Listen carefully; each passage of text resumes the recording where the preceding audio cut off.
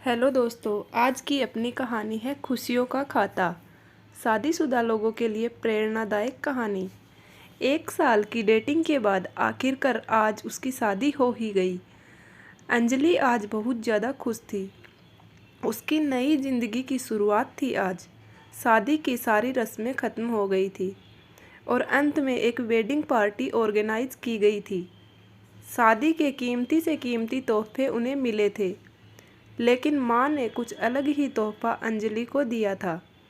माँ ने अंजलि को एक नई बैंक की पासबुक दी और कहा, बेटा ये सेविंग अकाउंट मैंने तुम्हारे नाम पर खोला है और इसमें 1 लाख रुपए जमा कर दिए हैं। माँ ने आगे कहा, मेरी प्यारी बेटी, इस पासबुक को लो और इसे अपनी शादी की उन खूबसूरत यादों की तरह रखो जो तुम्हें ज़िंदगी भर याद रहेगी। जब जब कुछ अच्छा और यादगार तुम्हारी ज़िंदगी में घटे तो उसे कुछ रकम जमा कर दिया करना, और यह रकम किस कारण से जमा कर रही हो वह ज़रूर मेंशन करना। जितनी ज़्यादा खुशी का दिन होगा उतने ज़्यादा पैसे तुम इसमें जमा कर सकती हो। पहली राशि मैंने तुम्हारे लिए जमा कर दी है। अब इसे आगे तुम अपने पति के साथ बढ़ाना, और जब कई सालों बाद तुम इसे देखोगे तो तुम्हें पता चलेगा कि तुमने अपने जीवन में एक दूसरे के साथ कितने खुशी के पल साथ में जिए हैं। अंजलि ने बाद में यह बात अपने पति को भी बताई। दोनों को ही यह सुझाव बड़ा ही पसंद आया और अब वह दोनों ही उस वक्त का इंतज़ार करने लगे जब इस खाते में कुछ पैसे जमा करा पाए। महीनों बाद उसकी पासबुक कुछ इस तरह से दिखने लगी। 19 जनवरी 10,000। शादी के बाद पति का पहला बर्थडे मनाया। 27 फरवरी 20,000। पत्नी को नौकरी मिली। 25 मई 20,000। वेकेशन शिमला में। 3 जून 50,000। पत्नी प्रेग्नेंट हुई। 22 जुलाई 40,000। पति को प्रमोशन मिला। और ये सिलसिला आगे बढ़ता रहा। पर जैसे जैसे समय बीतने लगा, साल बढ़ने लगे, दोनों में झगड़े होने लगे। छोटी छोटी बातों पर वे अक्सर एक दूसरे के साथ बहस करते, कभी कभी बिना बात के ही झगड़ना करने लगते। धीरे धीरे दोनों के बीच बातें बंद हो गई। वह दोनों ही अपने शादी के फैसले पर पछताने लगे। दोनों को ही ऐसे लगने लगा कि उन्होंने दुनिया के सबसे घटिया इंसान से शादी की है। शायद उनके बीच का वह प्यार कहीं गुम हो गया जो पहले था। एक दिन अंजलि ने अपनी माँ से बात की। माँ, अब हम साथ नहीं रह सकते। हम दोनों ने ही यह फैसला लिया है कि अब तलाक लेकर अलग हो जाए। मुझे समझ में नहीं आ रहा है कि मैंने ऐसे इंसान के साथ शादी करने का फैसला कैसे ले लिया था। उसकी माँ ने कहा, बिल्कुल, इसमें कोई बड़ी बात नहीं है। तुम वही करो जो तुम्हारा दिल चाहता है।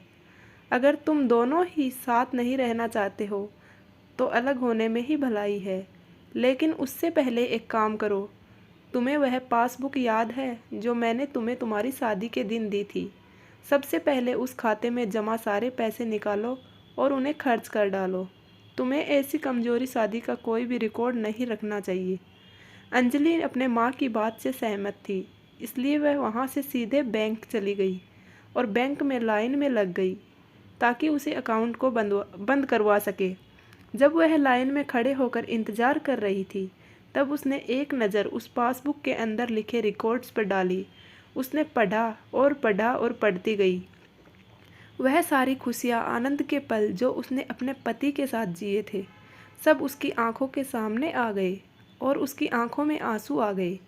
वह तुरंत वहाँ से निकलकर अपने घर पहुँची। अंजलि ने घर पहुंचकर सबसे पहले वह पासबुक अपने पति के हाथों में रखी और बोली कि तलाक लेने से पहले इस खाते में जमा सारे पैसे खर्च कर दो और इस खाते को बंद कर दो। अगले दिन पति बैंक गया और खाता बंद कराने के लिए लाइन में लगा।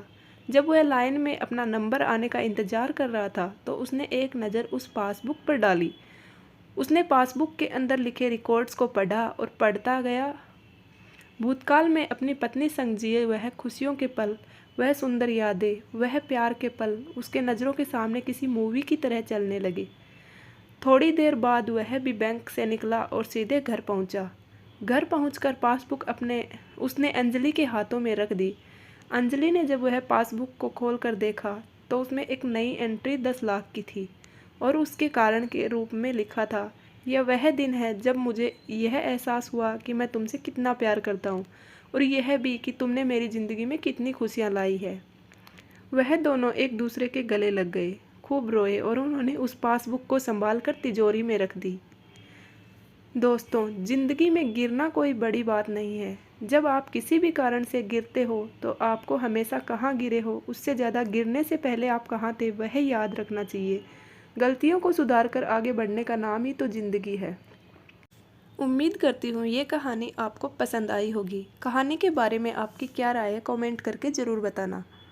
अगर कहानी पसंद आई हो तो वीडियो को लाइक करें और चैनल को सब्सक्राइब करें। पूरा वीडियो देखने के लिए आपका बहुत बहुत धन्यवाद।